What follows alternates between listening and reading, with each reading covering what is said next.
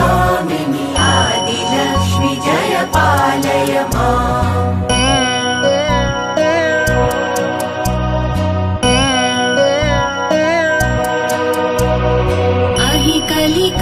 कलिकल्मषनाशिनि कामिनि वैदिकरूपिणि वेदमये क्षीरसमुद्भव मङ्गलरूपिणि मन्त्रनिवासिनि मन्त्रनुते मङ्गलदायिनि